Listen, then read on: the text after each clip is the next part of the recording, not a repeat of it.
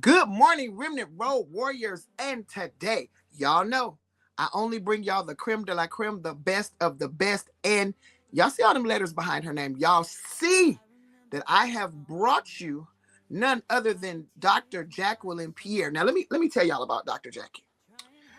She is a retired naval eye doctor and therapeutic optometrist. Y'all know I can't pronounce these words. With more than 25 years of experience, she's a respected leader in healthcare, a dedicated community advocate, and someone who has spent her career helping people see the world more clearly, both literally and figuratively.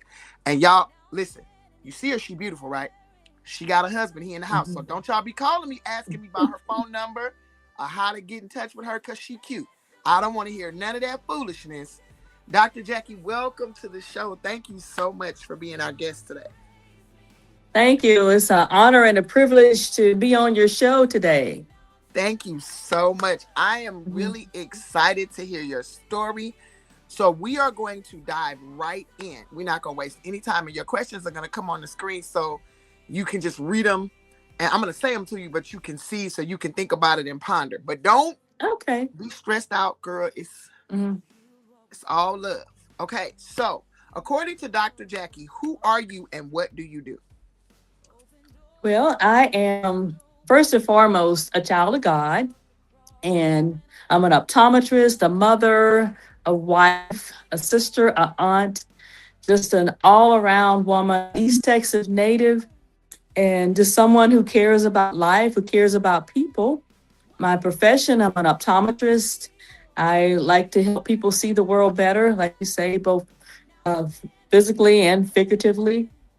Um, I'm a business owner, an entrepreneur, and a friend. That's a good one. That's Mhm. a good one. It when you say a business owner, an entrepreneur, and a friend, that's a lot. That's a lot. Yeah. So So go ahead. no, you go ahead. Okay, after retiring from the Navy, I moved back home to East Texas, and I started an eye clinic. And I moved home because my mother was diagnosed with cancer. And I had to decide, do I continue on with my naval career? I wanted to do 30 years, but I cut it short because, she's in her 90s. And that's time I can't really, guarantee it's going to be there for me once retire.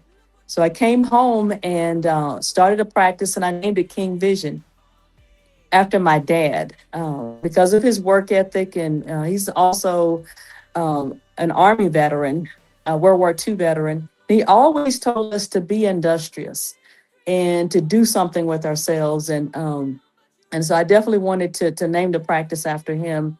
And it allowed me also to spend her last 2 years, I basically spent it by her side. And so that's kind of what brought me home to Nacogdoches. And I love that town name. Um, I we have a mutual friend who is also on here every Wednesday, Prophetess Pamela Sewell, and when I hear her say, I love the word Nacogdoches because I never heard it before. It's so super Indian name, and anytime anybody talks about it, I think it's the greatest name ever. Hmm. So, question number two: what's one challenge you faced that God turned around for you? When the face of, I go back to, first of all, there are countless of challenges that I faced that God has just, brought me through. It's pretty much my life story. But I go to the birth of my daughter. Um, I was 21 years old. It was an unplanned pregnancy, and I really didn't. I was tell my parents, I was like, "Oh, I have a test. I have a final. Can't come home." So finally, I came home for Thanksgiving. Mind you, my daughter's birthday is December 13th. So they kind of figured out that okay, she's pregnant.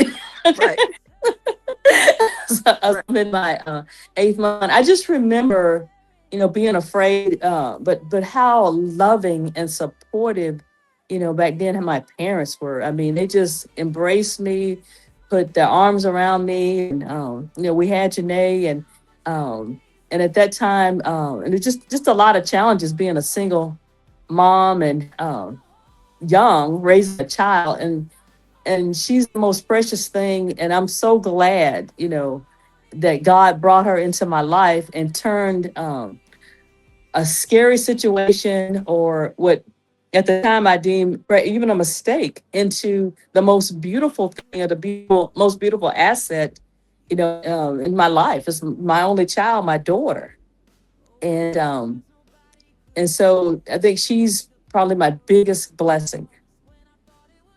And the funny thing is, when we're Mm, young, we think, oh, I slept with this person or I did this thing and I made a mm, mistake. But it's like, we might have made the mistake, but the resulting child is never a mistake. That's correct. and so a lot of it's that was a message for somebody out there, that Hmm. just because you made a mistake in your life doesn't mean that this isn't a blessing that's coming to you.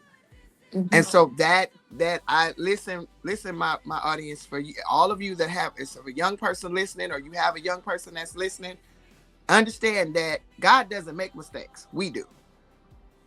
And so I thank you, Dr. Jackie, for saying it that way, because it's a big deal when, especially young women today, because they're so quick to want to give the baby back, is what I like to say, send it back to the father.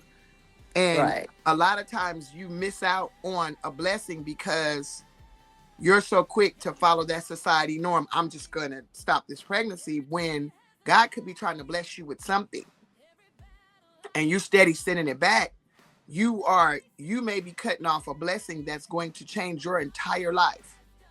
And so that's amazing. So, next question.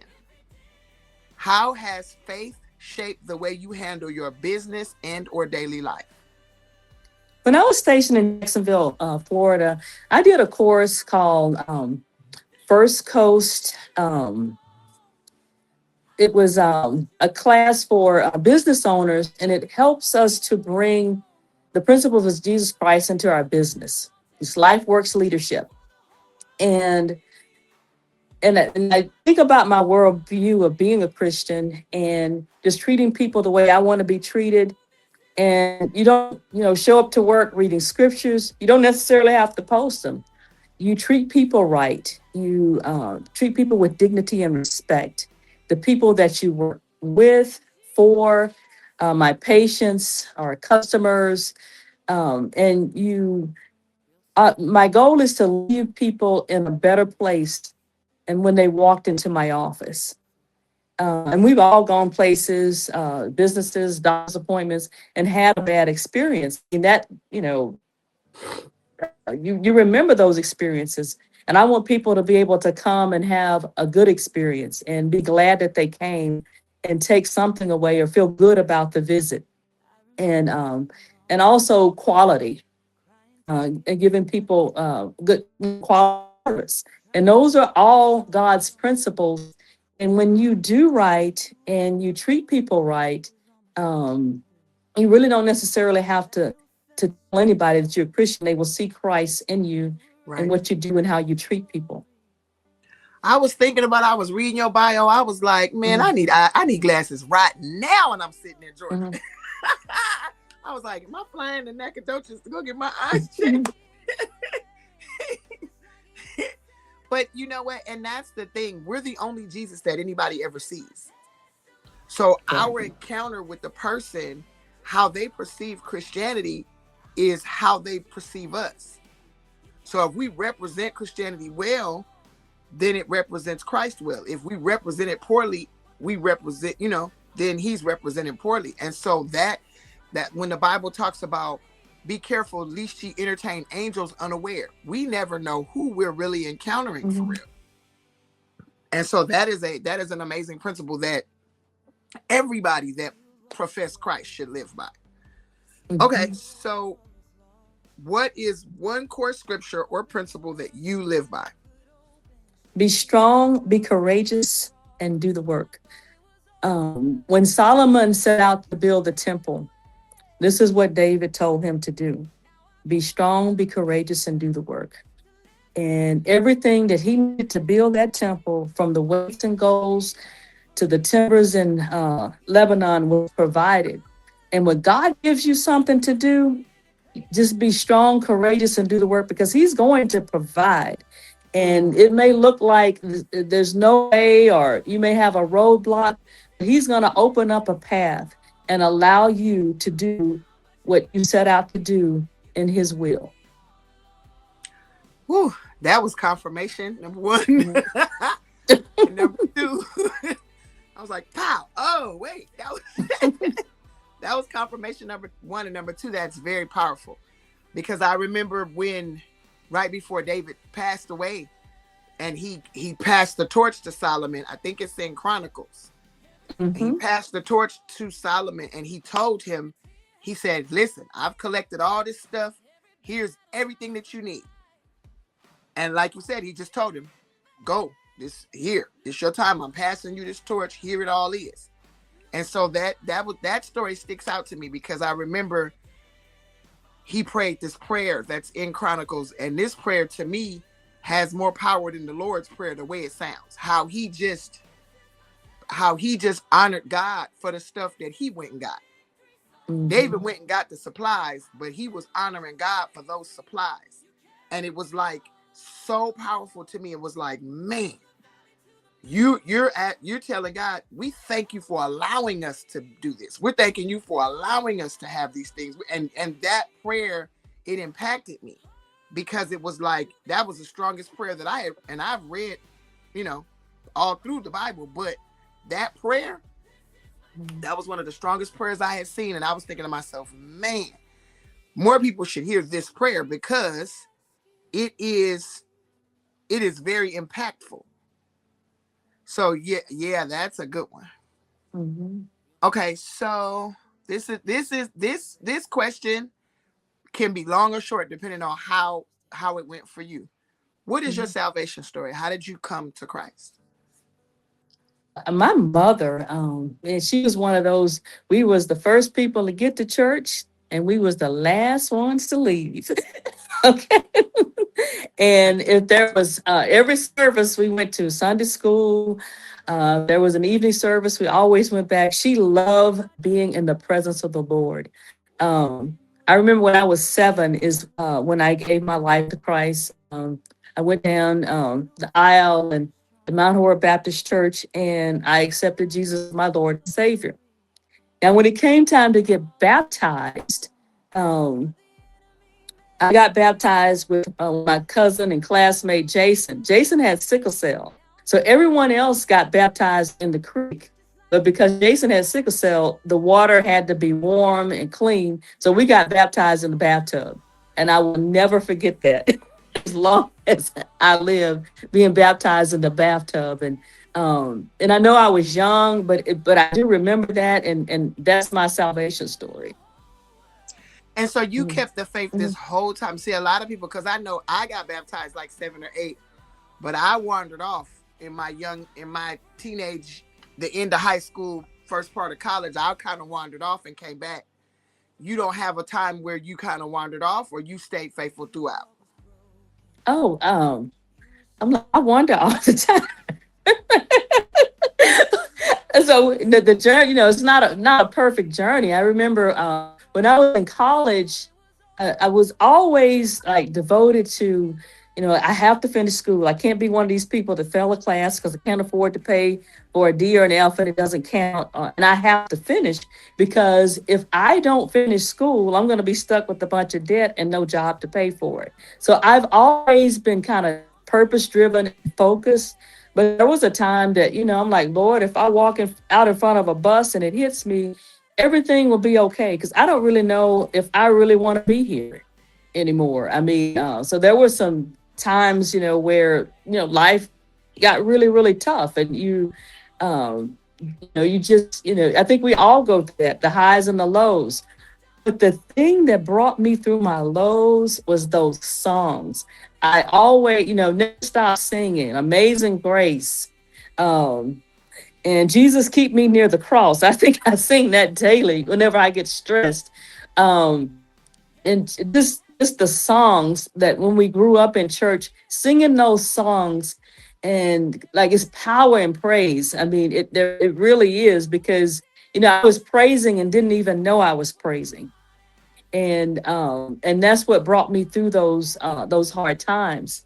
I'm a victim of child sex abuse, and anytime something like that has ever happened to you, it breaks something within inside of you. It puts a rage inside of you, and that seeps out.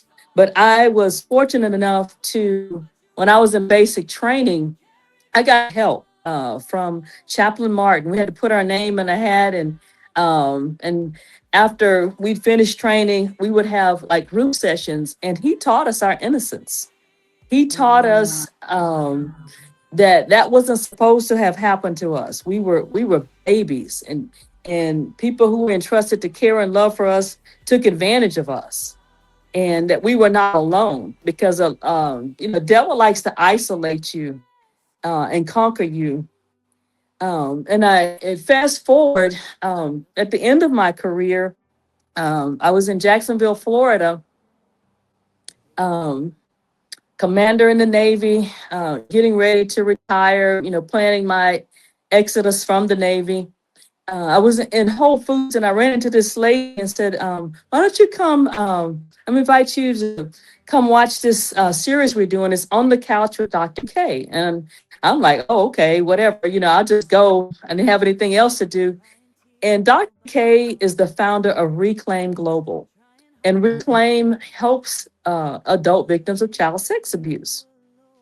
And so I joined Reclaim and became a Reclaim, not so much a counselor, but coach or a facilitator. And what I realized, even though, with Chaplain Martin, I realized my innocence, and I got help, but there was still a rage that was pent up inside of me, and it would seep out. Um, just it would just seep out, in the most, like, why am I feeling this way? Why do I feel like I'm not enough? Why do I still, blame the people around me that should have been protecting me, and not putting all of the onus on the perpetrator? Well, one of the things that Reclaim Global helped me with, it teaches you your innocence. It teaches you, how to, like the mind of a pedophile, but it dealt with that pent up rage that I didn't even know I had inside of me. And it took forever, it seemed like, to get that out. But once I got that out, I feel like I can live free, and can help other people know that you can live free, and that you don't have to live in bondage because of that. Because Satan whispers lies to us all the time. We're not good enough. Shame, regret, and when you look back on your past, you look back on that past as stepping stones, as lessons learned, and not as coulda, woulda, shoulda. Because when we look back, and if you really look back and give yourself some grace, you made the best decision that you had at the time, and not hindsight. And just know that God is with you, and He brought you through that, and that you're now to use that experience, or that obstacle, or that stepping stone, or that ugly thing, to help someone else who's going through that ugly thing right now, or it still has a hold on them. And I think that's where our ministry is. And though I've come back to Nacogdoches as an optometrist to help people see, eventually I would like to see, like to do an extension of Reclaim Global here, to where we are helping adult victims of child sex abuse heal, because so many people suffer from that.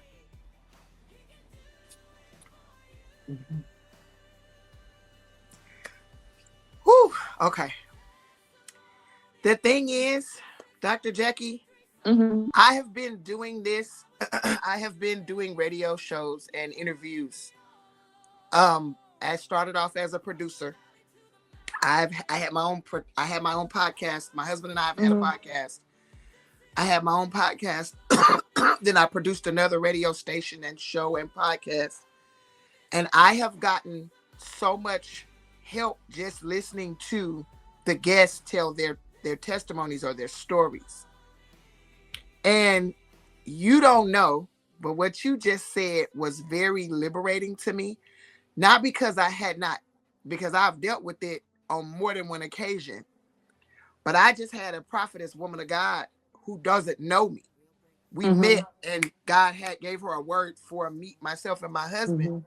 And she talked about that very thing. And she talked about healing from it. And she said, it's not that you have not healed, but you have pushed some of it to the back of your mind.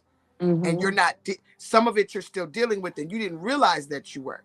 And so for that to be your story and for you to bring that out as part of your testimony, yeah, Mm-hmm. that is wow. Okay. Whew. All right. We have two more questions. If you could leave our listeners with one word of encouragement, what would it be? A word of encouragement. Be strong, be courageous, do the work, and lean not on your own understanding. In all your ways, acknowledge Him, and He will direct your paths. And just trust and obey. And even sometimes we don't want to obey, and sometimes it just we want to do our own thing. But just know that God's way is the best way. And when we do make up, he will give us grace, and He will, because we are a work in progress. But just always, go back to Him, to the Creator, the one who spoke you into existence, the one who created your very DNA pattern. That you're unique. There's no, He only made one of you. Just go back to that God and just know that He loves you, He cares for you, and that you're never alone. And He's always in your corner, no matter how low it may seem. And, in your good times, your bad time, He's there. Yes, ma'am. Mhm. So please tell my audience if they wanted to reach you on social media, how can they reach you? Well, you can go to my website at www.kingvision.org. And you may have to type coaches in there, because there's also a laryngoscope business called King Vision, but we are the one in Nacogdoches, Texas, and we're .org. And I also have a Facebook page, which is my name, Jacqueline Pierre OD. And that's basically it. And I have a blog on my website, and I blog about eye conditions. I blog about places I travel to, advocacy, history, just anything that I may be doing. If it drops in my spirit to write a blog about it, I'll write a blog. I personally would love to see you do one about what we just talked about in your testimony about overcoming child sexual abuse, because that is a big hot button item. You got stories with Diddy, you got stories with Epstein, you got all these things, the Me Too movement, all these things are coming out now, and people are angry. And that is Mhm. such a big, it's a big deal right now. And you blessed me just talking about it. And so Mhm. I thank you so much for this time, this conversation. You are amazing, woman of God. And I Wow. thank you. And I thank you for you are. And I thank you for, and I think, and I'm not I trying to feel be like plain old Jackie from East Texas. So right, but you're so much more than that. And I'm going to say this to you because I'm always going to be obedient. There's speaking engagements in your future. And people have asked you, but you turn them down because you're busy. But you need to prepare yourself to begin to speak about some of the things that you've gone through, and some of the inroads that you've made coming out of the Navy, being a single mom, all of those things you can speak about and heal other people. And so I think this is just the beginning of you telling your story more than what you think.